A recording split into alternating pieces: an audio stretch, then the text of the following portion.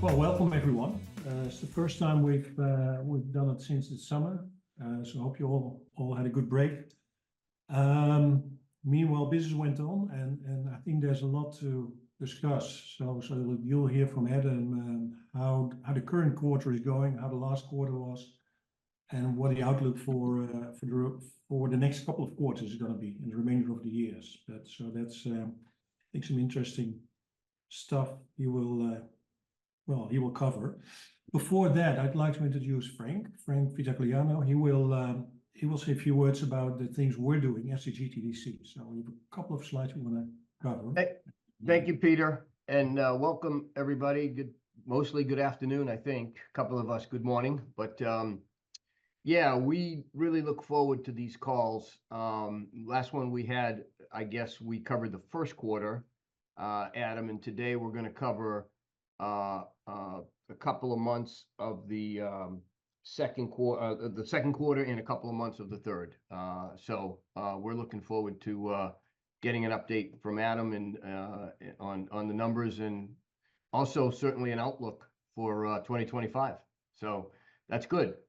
So if you go to the next slide, a couple of quick things I just want to cover. One is we've got a new training course starting on November 12th. And this course is the updated course, which covers everything as a service. And it's part of our overall GTDC training. So for more information on that, you could obviously get on our Knowledge Hub and get the overall details. But I encourage you to take a look at that because that'll fill up quickly. The next thing I want to talk about is we've got our ongoing events, and we've got all of our events now for 2025 scheduled, and the rest of 24. So we're going to start with an APJ Summit, our first one officially, on November 18th and 19th in Singapore. We're really excited about that. Many of you, I know, are aware that we have expanded GTDC. I've been looking to do it for a long time, and frankly, the time is right now for us to do that. And so we'll have a really good session there. We've already got some good vendor as well as industry, participants scheduled. So looking forward to that. And then we've also booked our EMEA Summit for next year. So many of you on this call will certainly be interested in April 1st through the 3rd. We're going to Madrid next year. So we're very excited about that. Obviously, as time goes on, there'll be more and more information coming. I don't think we've opened up any registration yet, but we do have a save the date for you to be able to block out that time, right? And then finally, our ongoing research work is continuing. In February, we released Beyond the Marketplace, which is the roles that distributors play in empowering, sort of the buyer's journey, and the continuing role, and also how it's evolving, which is significant. And in May, we released the vendor's guide to marketplace data, and frankly, it covered a lot of the things that we'll talk about today. Not specific numbers, but specifically why the data is important, what we do, how we gather it, and why, from a vendor perspective, it's important. You want to look at it. And then we've got a couple of reports coming out here this fall. One is on cybersecurity, which I know is a popular topic, and we were asked by many of you to dig in on that and the distributor's role in supporting that. And then, of course, AI adoption. We'll join the fray and be another one of the entities out there that begins to really talk about AI, but we're going to try to do it from the perspective of the distributor's role and how distributors provide support and can drive adoption in the AI world. So that's all coming. So with that, let me quickly, Adam, go over to you because everybody's really interested to hear about the numbers. Great. Thank you very much, Frank. Thank you to the GTDC for inviting us back to give a presentation on where we are in the channel. So I'm going to start off with Q2. We forecast minus 1.3%, including telecoms, and minus 0.9%, excluding telecoms. And Q2 was nice. In fact, it was a turnaround quarter. And so we actually saw 2.1% growth and 1.3% if you exclude telecoms. Telecoms performed very, very well. And we tend to analyze the channel with and without telecoms in order to take away that particular influence when we're trying to look at the overall numbers. If you look at it on a monthly basis, these are all days adjusted. You'll see that the trend this year has been a consistently improving one from the very beginning. The days adjustment was absolutely vital. I think I spoke about that when I presented in May because of Easter appearing this year in March and last year in April. This only happens every 6 or 7 years, but it causes a great difference when you're looking at the quarters. So we've adjusted that for the days. You can see a very nice trend line, including quite a big spurt at the end of Q2, which is where the growth came from.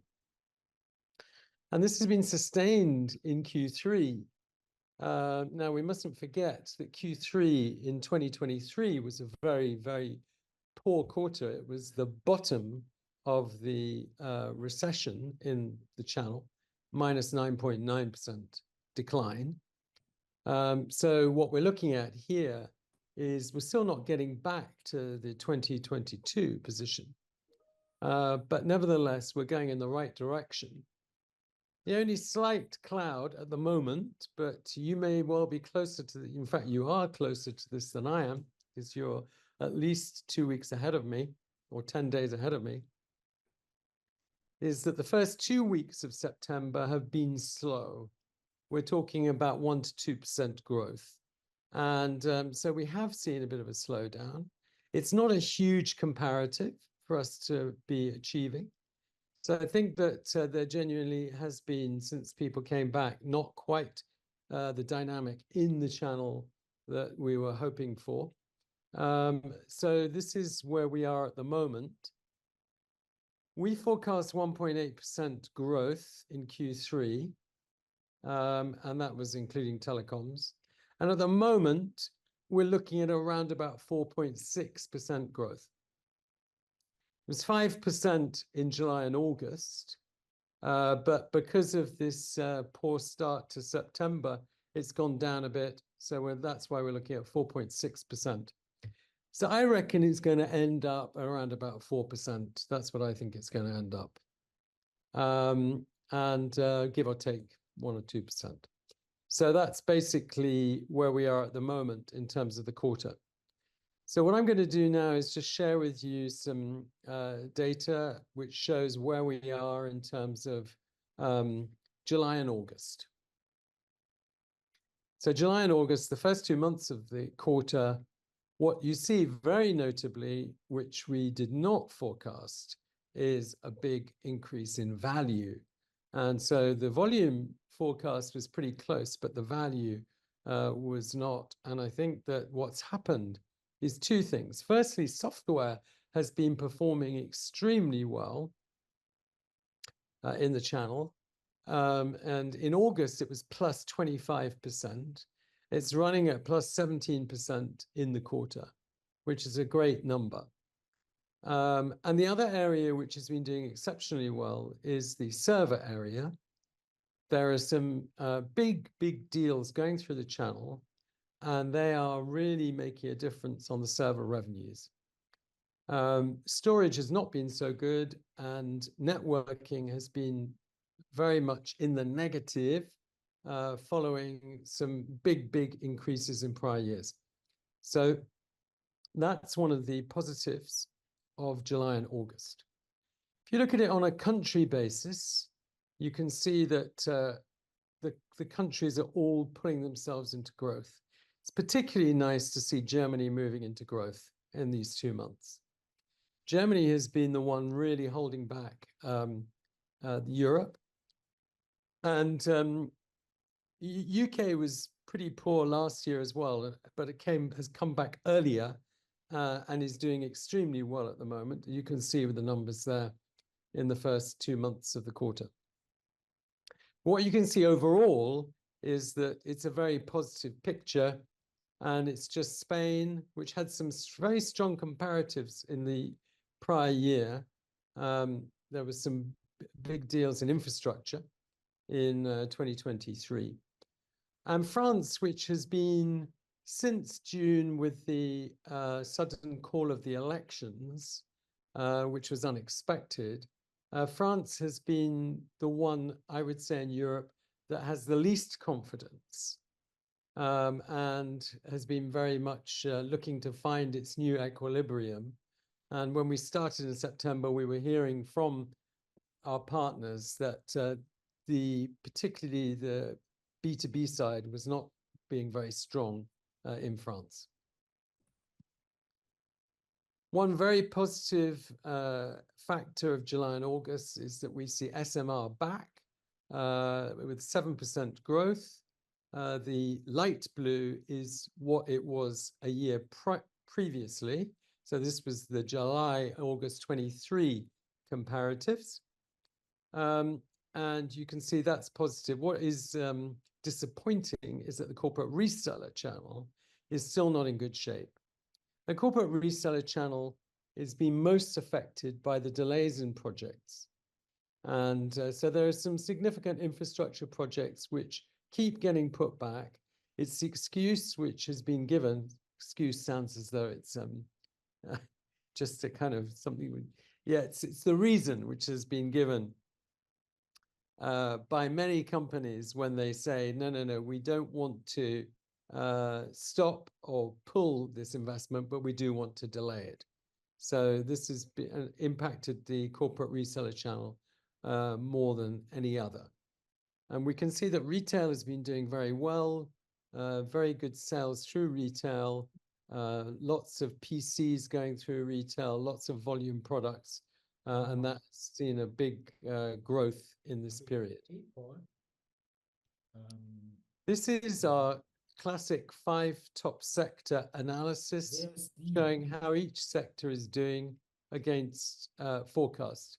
The very first column is just to remind you what it was a year previously. And so then you have against that the July-August 24 numbers. And you can see that basically every area has been doing a bit better than we forecast. So across all of the board, it's doing a bit better. That infrastructure, for the reasons I spoke about in terms of the server revenues, particularly personal systems, we're really seeing it's beginning to see the volumes come through.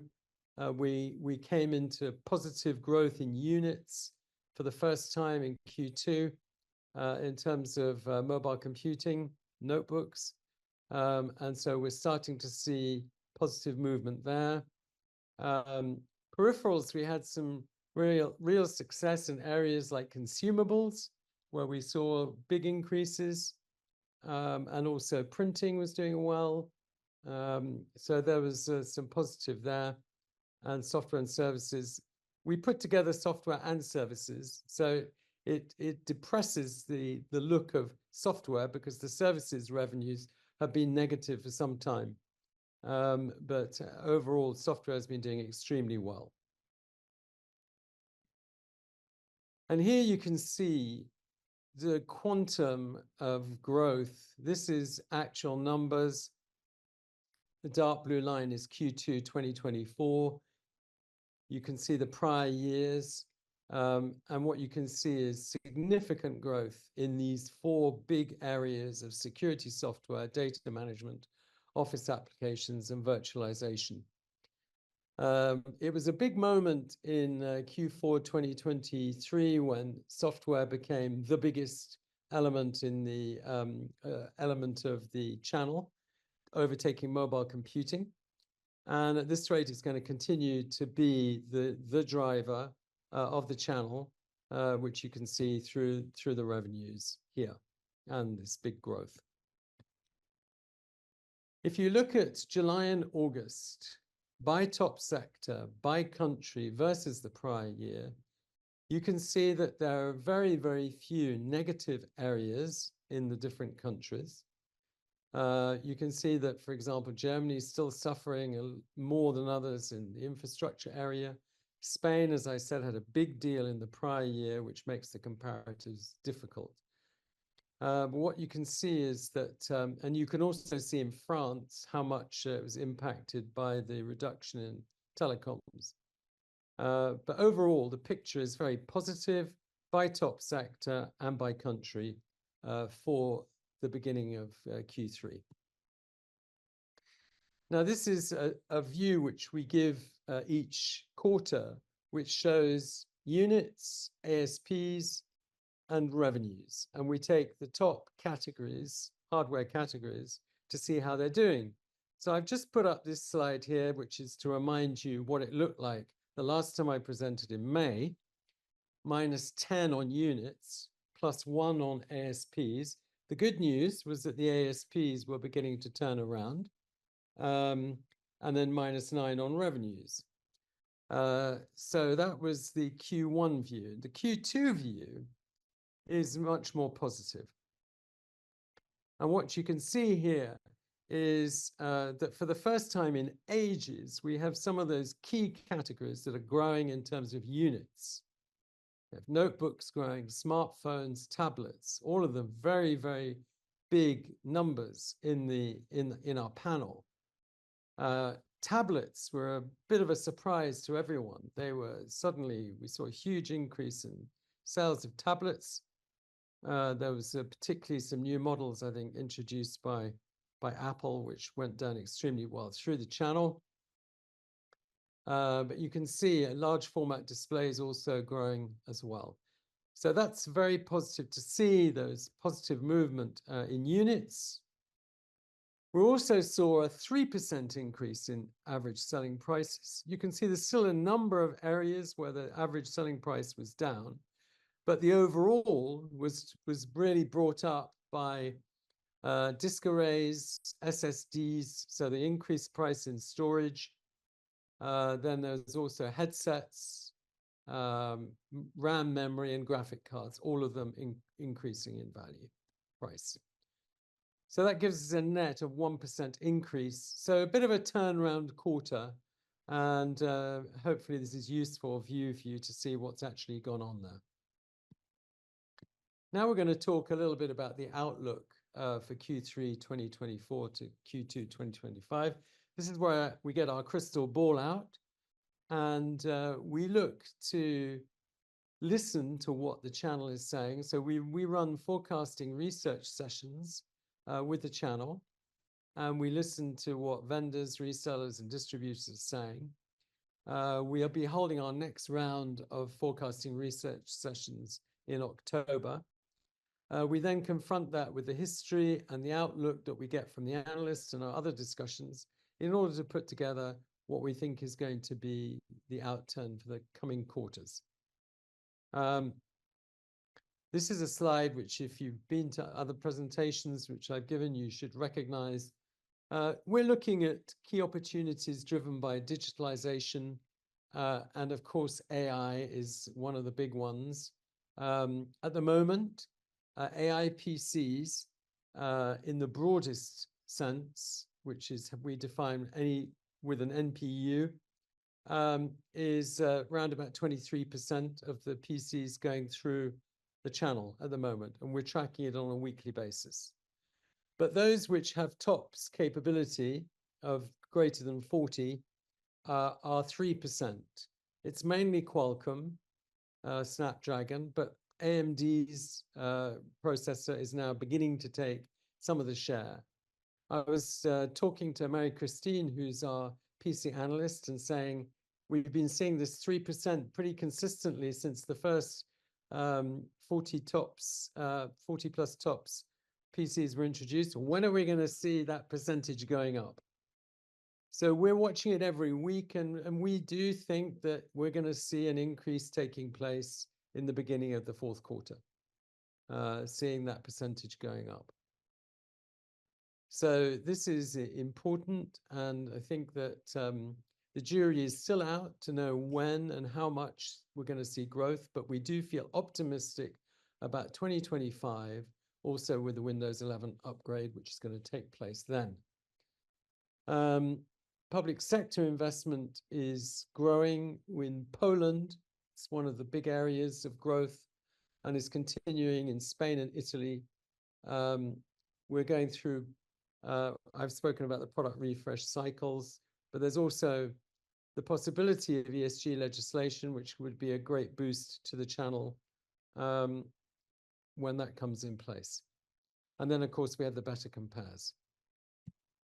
When we look at the key risks, the main one really is that we're still not out of the woods of lack of confidence in the future. We've still got wars. We've still got some stubborn inflation. We hear about it a lot at the moment, maybe more from the US about the cost of living crisis. It's such a hot topic in the US at the moment, but even there it's beginning to ease. So it's project slowdown, and that story has been the same one really for the last couple of years. Price uncertainty, we're beginning to see more positive movements there. And of course, the last one is political uncertainty. We're on a real roller coaster at the moment, as anyone following the political events in the US will know.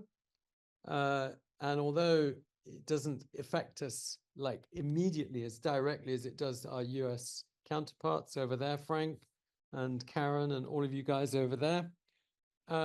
Nevertheless, when you hear the threats of tariffs being imposed and of kind of trade wars, protectionism, and all those types of things, for those who believe in free trade, this is certainly a risk for us in terms of the outlook. But probably not for 2024, more like 2025, and dependent, of course, on who wins the election. If you look at what's going on in consumer confidence, you can see these figures were up until the end of June. You can see UK doing really well, Euro getting better, and you can see that the US was going through a bit of a downer there, probably influenced by this cost of living anxiety. But the good thing is that there's a definite increase in consumer confidence across all of the major countries of Europe, with Poland flying very positively. The business confidence, unfortunately, is still lagging behind. It's still below the 100 index. And you can see there that in all countries, that's the case. They're all kind of hovering around the 99 level. The UK is the one that looks the most encouraging. And then if you look at it on a country by country basis, you can see some definite ups and downs going on there in terms of business confidence. In terms of our estimate for the year, we started off the year with an estimate of 2.3%. We trimmed that down to 0%, 0.3%. So we brought it down to 0 in May, and we revised it to 0.3%. So where do I think we're going to end up? I think we're going to end up above 0.3. So we're going to be pretty close to the 2.3% that we forecast at the beginning of the year, I think. It all depends on the fourth quarter, how that one goes. So we'll see. But we're definitely going to be around about somewhere between the kind of flat and 1 to 2% is what I think we're going to see in 2024. The turnaround has started. So you can see here the quarterly performance in the channel that prior to Q2 2024, the previous quarter that was profitable was Q1 2023. So we've had a classic 1 year of negatives, and let's hope we can see that positive trend really developing, which we do feel optimistic about. When you look at it on a top sector level, you can see here, you've got the actuals for Q2, and then you've got the forecasts by quarter for the remaining 4 quarters. What you can see is a steady increase in performance in infrastructure. And we were forecasting -4% for Q3. It's going to be coming better than that. We're forecasting 5% in personal systems. We'll come in around about that same level. And then you can see that, as we've been saying for some time, the real driver of the channel is the personal systems, the growth which is taking place there, at least on the volume side. And then you can see the peripherals, which we had as flat in Q2, which is going to come out, Q3, sorry, which is going to come out better than that. And who knows, we may see that that is better than what we put in this forecast back in July. And software, we definitely look sort of undercalled software for Q3, so that will be good. We can see that at more like probably the Q2 levels. And then services, there's a bit of optimism there that we can at last pull this out. And it will depend on the attach rate of warranties to the sale of products, and basically those increased sale of warranties is one of the big areas, as well as the other services offered by the channel. When you look at it on a country basis, we're looking here at positive growth in all countries. And we've seen that already happening in the July-August numbers. We've seen that pretty much all but those 3 countries moved into a profitable situation. So we do think that this is going to be across all of Europe. We expect similar types of growth.